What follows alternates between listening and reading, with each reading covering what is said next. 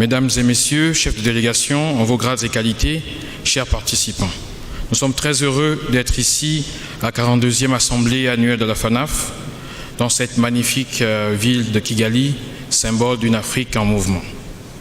Les obligations ont tellement de pouvoir sur l'économie. Je pensais que s'il y avait une réincarnation, je reviendrais en tant que président ou pape, mais maintenant je veux revenir comme le marché obligataire pour intimider tout le monde. Ces propos sont de James Carvalli, ancien conseiller du président Bill Clinton. Mon propos ce matin va porter effectivement sur les marchés obligataires africains, de voir les opportunités pour les assureurs et les réassureurs sur le continent. En 4 sections. Globalement, les besoins de développement pour les objectifs de développement durable, on parle de 3 à 4 000 milliards de dollars pour l'ensemble des pays en voie de développement. Pour l'Afrique uniquement, les estimations sont faites autour de 600 milliards par an. Ces chiffres donnent le vertige et pourtant il faut trouver des solutions pour financer et lever des fonds pour ces besoins. Alors regardons un peu le niveau de la dette mondiale, pas seulement la dette obligataire mais de toutes les différentes sources et de regarder ce qu'est la dette actuellement. On va donner les chiffres de fin 2016 partant des statistiques de l'Institut de finance internationale. Fin 2016, la dette mondiale représente 325% du PIB mondial. C'est 70 000 milliards de plus qu'il y a 10 ans. La dette sur les pays développés, comme sur les pays émergents, a globalement augmenté. Donc vous voyez bien que sur les pays émergents, les pays en développement, cette dette entre 1996 et 2016 a été multipliée par 8.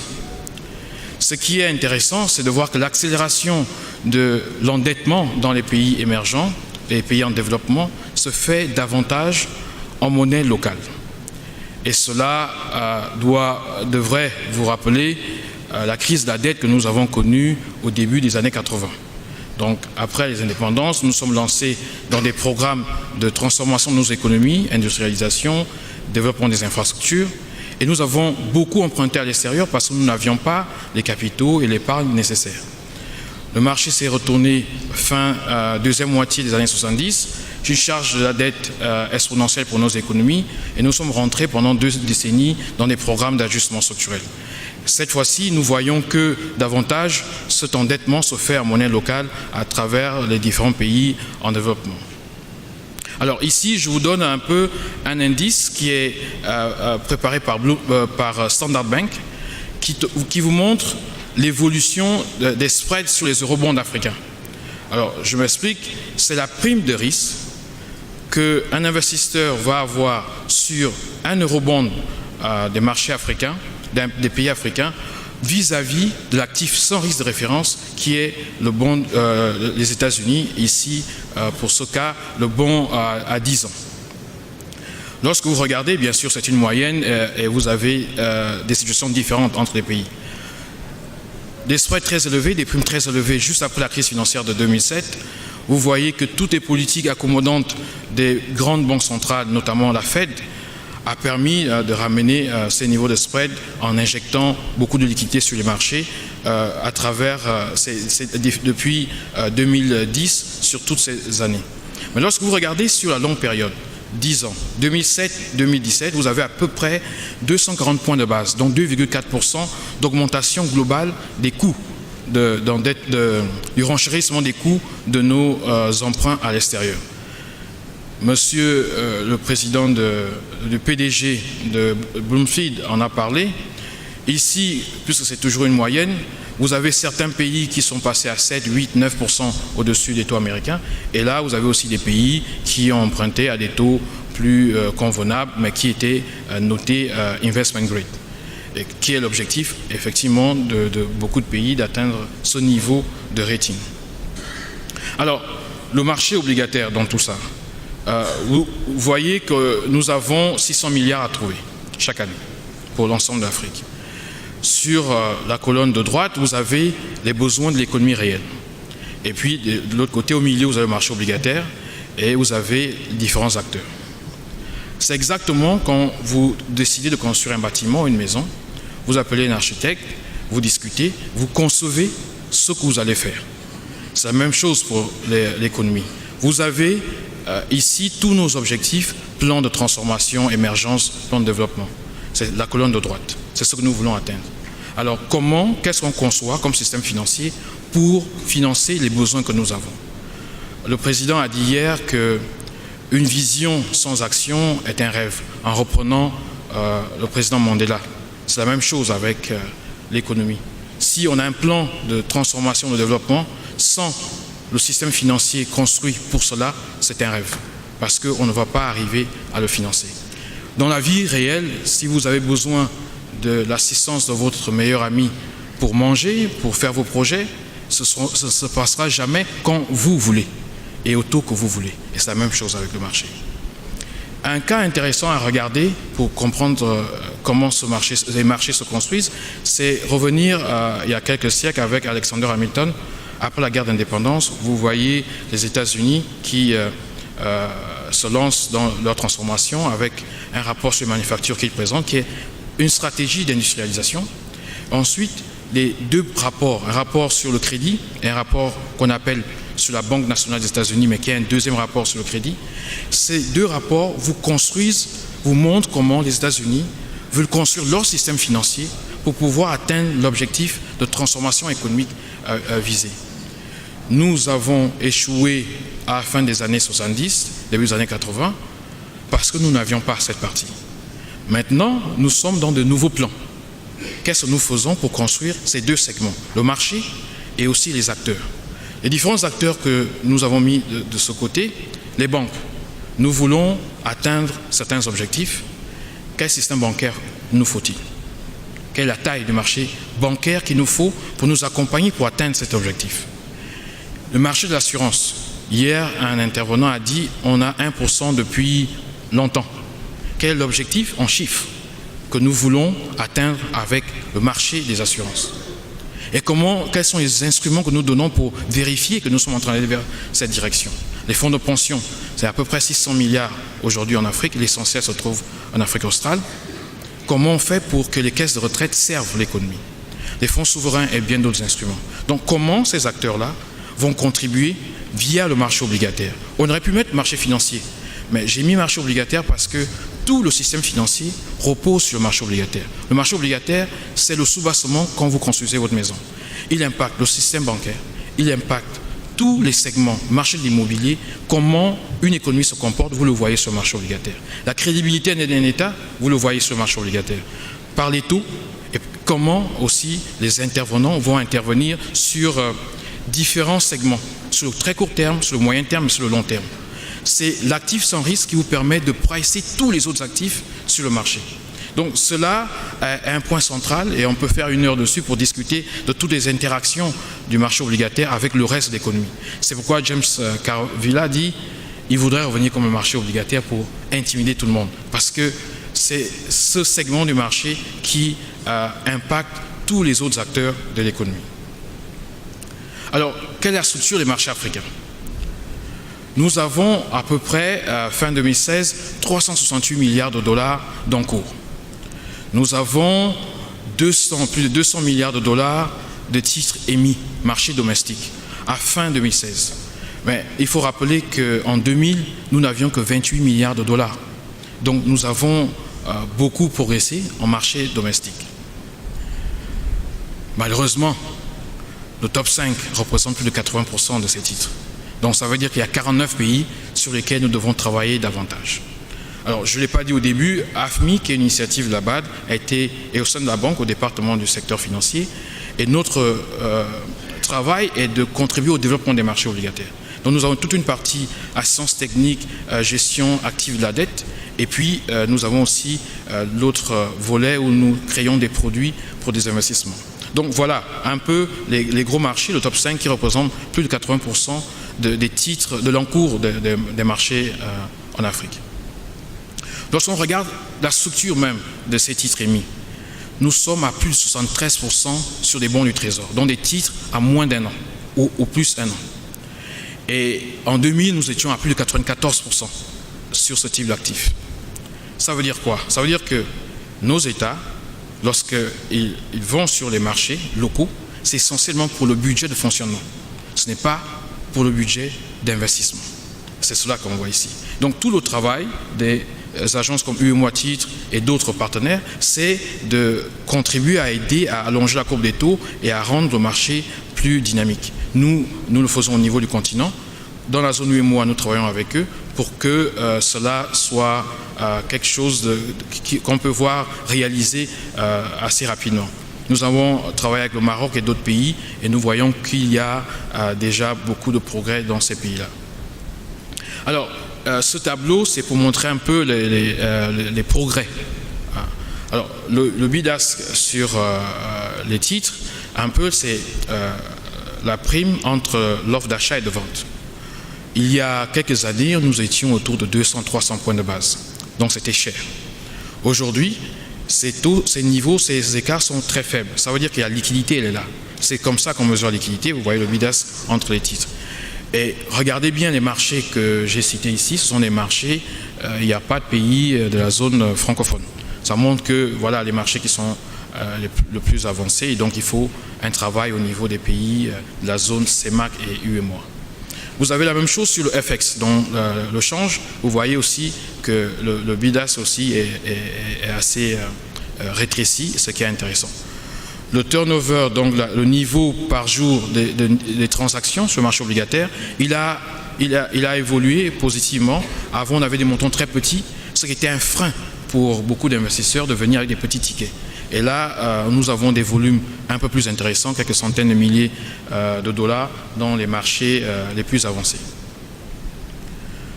Nous espérons que dans quelques années, lorsqu'on va remontrer cela, ce sera zone UEMOA, zone CEMAC aussi seront sur le tableau. Alors, quelques opportunités pour les assureurs. Regardons un peu ce qui se passe à l'international. Monsieur Diouf l'a dit ce matin, tout ce qui est en bleu, que ce soit aux États-Unis, en Asie orientale, en Europe, tout ce qui est en bleu, ce sont les marchés obligataires. Le placement naturel des assureurs et des réassureurs sur le marché obligataire. Vous l'avez en bleu ici, à l'international. Et ici, vous avez à peu près la taille un peu des marchés obligataires vis-à-vis des actifs qui sont dans le marché des assurances.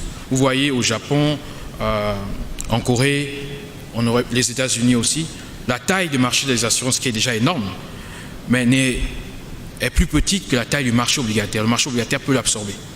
Et vous avez dans certains pays d'Europe, la majorité, vous avez le nombre d'actifs du marché des assurances qui dépasse ce qui est présent sur le marché obligataire.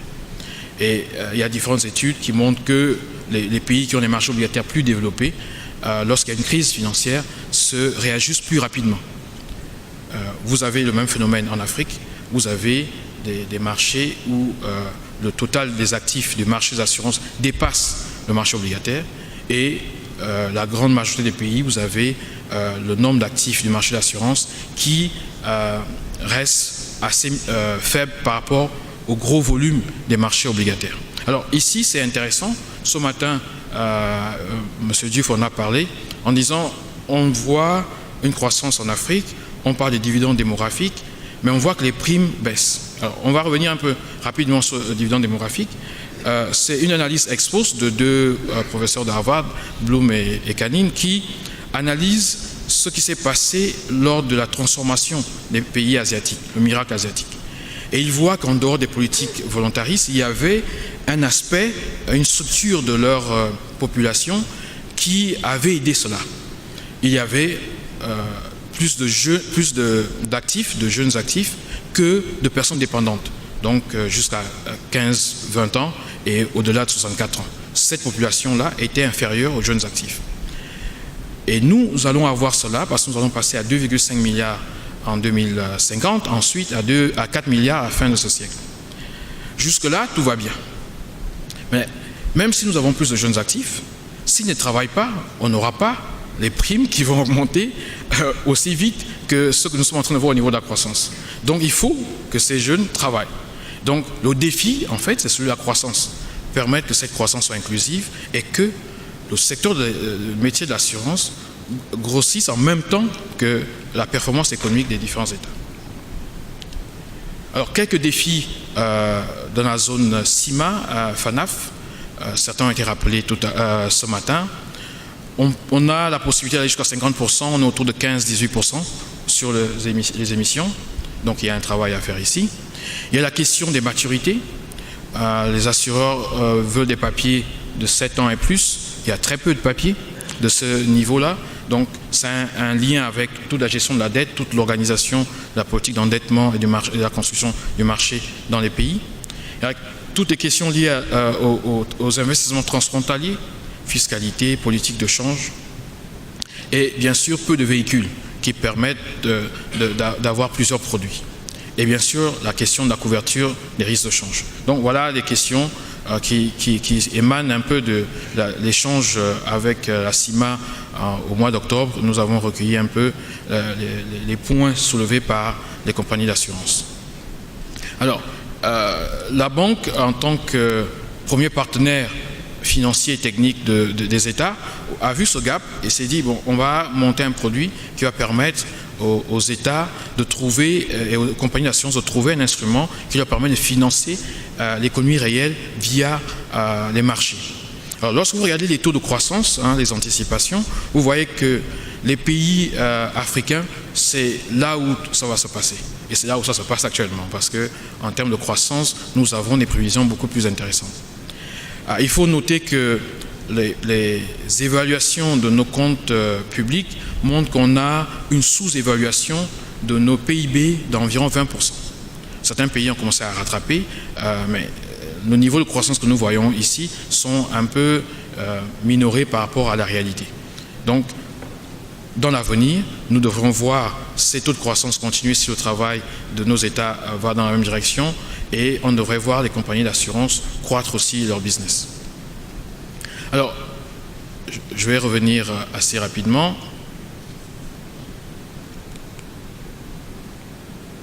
Ici, vous montrez un peu les conditions sur les marchés. Regardez les rendements des titres africains. Vous avez à 2 chiffres des taux très intéressants. Pendant ce temps, nous plaçons notre argent à l'étranger à des taux de 0 ou 1%. Les rendements, en lien avec ce que je viens de dire, sont beaucoup plus intéressants en Afrique. Et vous avez la faible corrélation des devises africaines qui, ces deux éléments mis ensemble, vous donnent des atouts en termes de qualité d'investissement sur le continent. Alors, qu'est-ce que nous avons fait? Nous avons rencontré différents investisseurs domestiques et internationaux. Ils nous ont dit, l'Afrique, oui, c'est 54 pays, mais comment accéder au marché? Donc, la question de l'accès. La liquidité. Le problème dans nos nouveaux marchés en Afrique, c'est que dès qu'on achète un titre, on n'a jamais l'occasion de trouver une offre en face pour trader. Donc, buy and hold.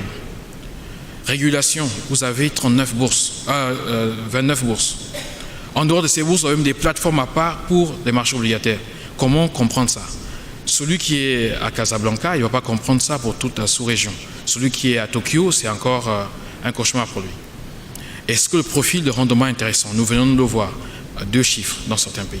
Les coûts de transaction sur tous ces marchés sont aussi élevés. Alors, qu'est-ce que nous avons fait? Nous avons regardé tout cela et nous avons monté un fonds qui est un ETF, un fonds indiciel, qui est construit sous un indice, qui est à Babi et qui est sous le terminal Bloomberg. Je vais vous montrer quelques caractéristiques de cet indice. Il capture tous les marchés les plus liquides en Afrique. Pourquoi liquide? Parce que nous savons, particulièrement pour les réassureurs, que vous voulez mettre dans des actifs où vous pouvez tout de suite quitter le marché lorsque vous avez un engagement. Vous devez répondre à l'engagement, on ne va pas dire, voilà, on ne va pas dénouer la transaction parce qu'on est sur un titre où il n'y a pas d'offre en face. Donc nous avons les titres les plus liquides en Afrique. Nous regardons leur performance. Nous avons monté l'indice avec Bloomberg. Ce sont eux qui décident l'inclusion ou pas des pays. Comme ça, on n'a aucun problème. Ce n'est pas un indice politique où il faut appeler pour dire pourquoi je ne suis pas dedans. C'est un indice de marché. Donc, il est en dollars et il est disponible sur n'importe quel terminal Bloomberg. Je vous le montre tout de suite. Vous l'avez une press release de ce matin où nous vous indiquons que nous avons 3 sous-indices maintenant en dehors de celui-ci. Donc, avec tous les pays, avec un indice capé, avec un indice en Afrique du Sud. Lorsque vous regardez en vert, vous voyez que tout est en vert là. regardons la performance de cet indice. Les pays qui sont dans l'indice, c'est l'Afrique du Sud, c'est l'Égypte, c'est le Nigeria, c'est le Kenya, c'est le Ghana, c'est la Zambie, c'est la Namibie et le Botswana. Donc la condition pour être dedans, il faut avoir des prix, et des prix disponibles à tout moment. Et lorsque vous regardez la performance de cet indice, celui qui regarde ça de janvier à janvier, donc janvier l'année dernière à janvier cette année, la performance est à 26%. Et là, c'est en dollars. Lorsque vous regardez à date, donc lorsque j'ai pris la photo Bloomberg, lorsque je faisais la présentation, la moyenne des rendements de mon portefeuille qui était là était à 12,4%, si je peux voir ici. Donc vous voyez que nulle part vous n'aurez ça en dollars. Bien sûr, il y aura quelques coûts de transaction, mais ça va vous donner à la fin de la journée des rendements qui sont beaucoup plus intéressants que ce que vous trouvez dans d'autres produits. Juste pour revenir, le fonds lui-même qui replique cet indice, il est basé, on l'a enregistré à l'île Maurice l'année dernière. Nous avons déjà un réassureur qui a investi, donc qui nous a rejoints. Nous commençons des discussions avec 2 autres réassureurs la semaine prochaine, avec leur comité, leurs équipes techniques. Et bien sûr, nous avons des banques qui sont intéressées. Alors, notre philosophie, comme on l'a fait avec d'autres produits, nous créons en tant que BAD parce que nous voyons qu'il y a un gap sur le marché. Nous voyons comment ça fonctionne et puis on laisse les acteurs prendre le relais. C'est notre rôle de créer des instruments qui sont intéressants pour nos économies, mais ce n'est pas notre rôle de rester et de continuer à suivre. Donc, essentiellement, les rendements viennent des coupons, des mouvements des taux d'intérêt, des fluctuations des devises. Alors, pour conclure, on va dire que cet instrument que nous présentons a une opportunité de capturer des rendements intéressants, à 2 chiffres, comme vous avez vu. C'est une opportunité de diversification parce qu'il couvre plus de 70% du marché obligataire africain. Donc, par une transaction, vous avez une exposition sur 70% des marchés obligataires africains. Et comme c'est un indice, comme on dit, Enhanced ETF, donc un indice amélioré, un fonds initial amélioré, on va avoir 20% de gestion active et qui vont permettre de monter des 70% à plus de 80% de la couverture des marchés africains.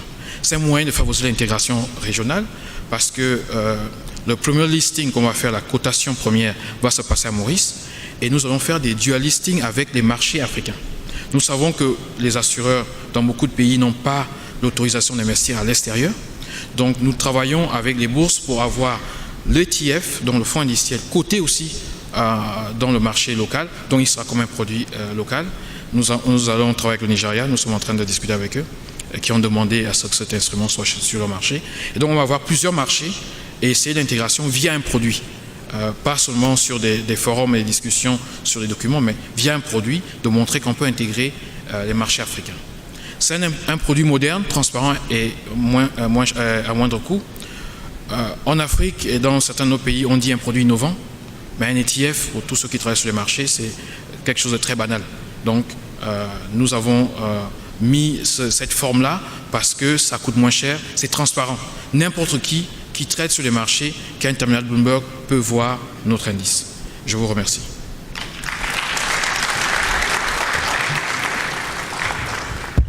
Dans le prolongement, je crois, Humanity devait vous compléter, mais on a pris beaucoup de temps.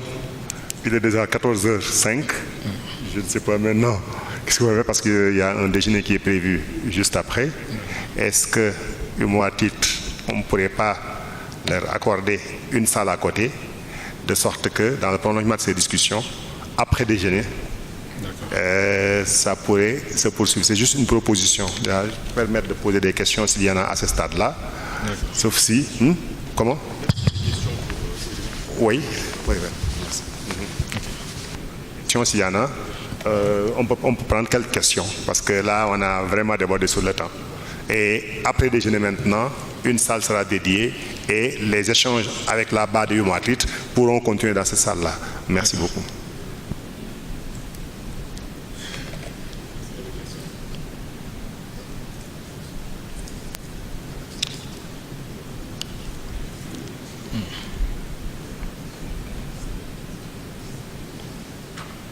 Micro là.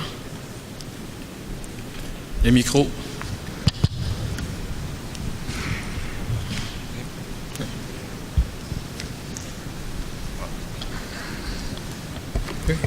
Merci beaucoup et félicitations pour cette pour cette formidable innovation en Afrique. Je pense que c'est important qu'on travaille sur le développement de nos marchés financiers. Pour l'instant, je voulais juste savoir quels sont les principaux investisseurs dans le fonds. Donc, quelle est la part que les compagnies d'assurance occupent parmi ces investisseurs institutionnels, d'une part. Et puis, deuxièmement, est-ce que ça attire beaucoup d'investisseurs internationaux? Et est-ce que la liquidité que vous avez sur le marché suffit pour une gestion efficace de ce fonds?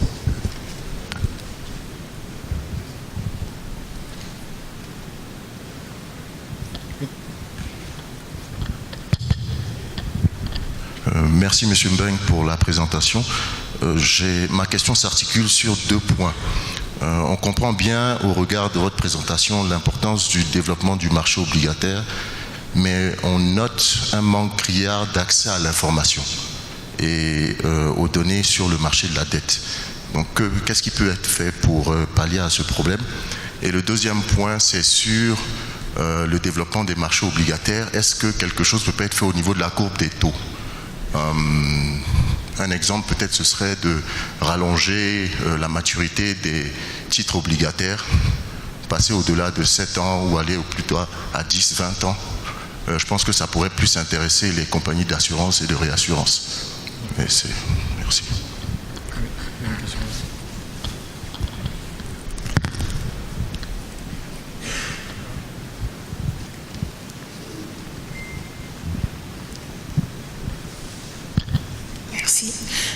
Soraya Diallo, agence Bloomfield.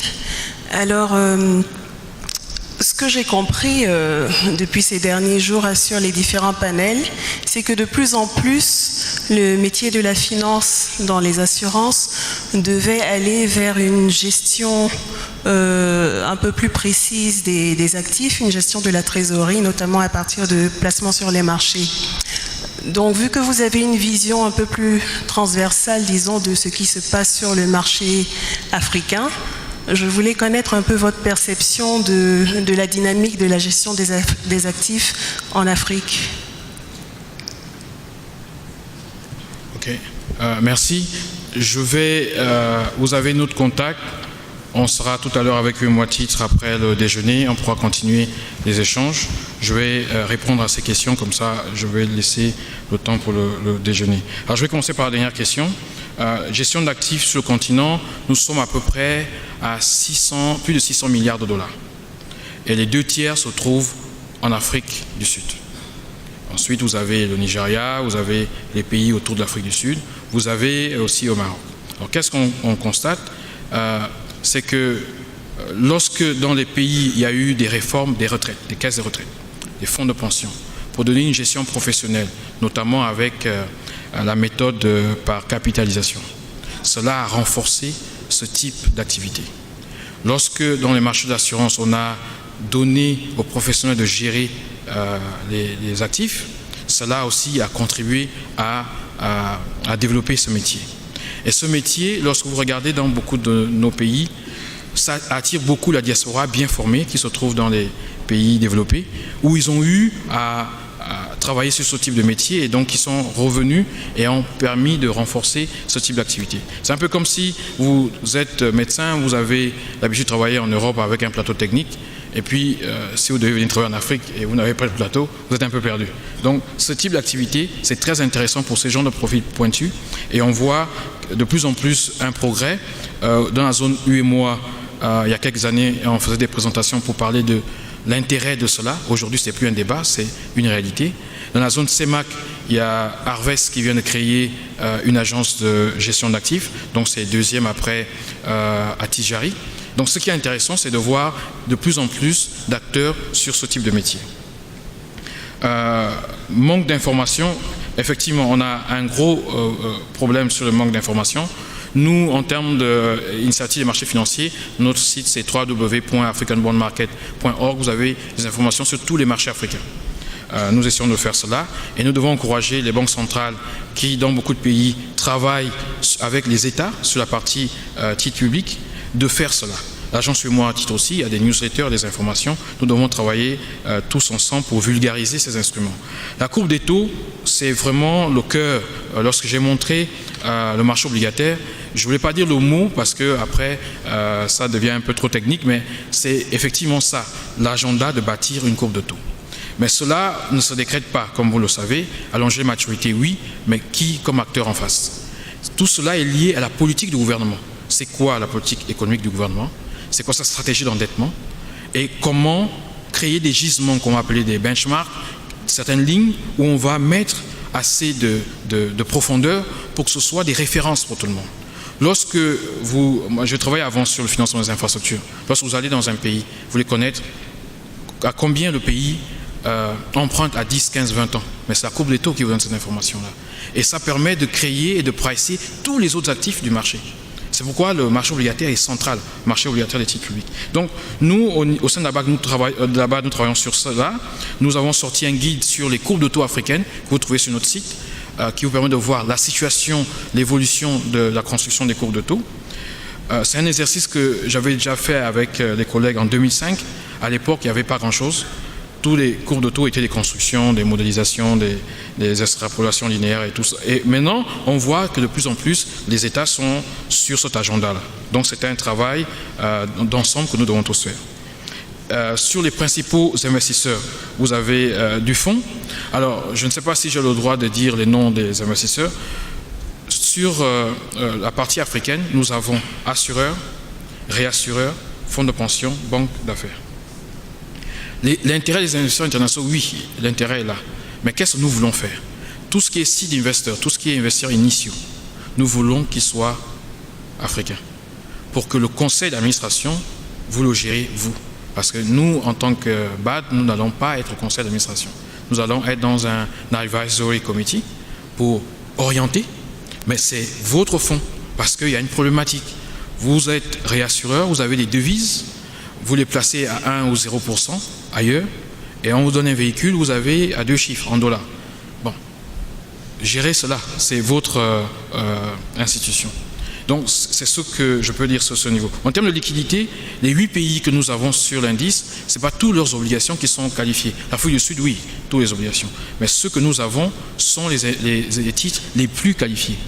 Cela ne signifie pas que d'autres marchés ne viendront pas. On a commencé avec 4 pays dans l'indice. On est monté à 2, on est monté à 8 l'année dernière. Et là, il y a 2 autres pays que nous sommes en train de regarder.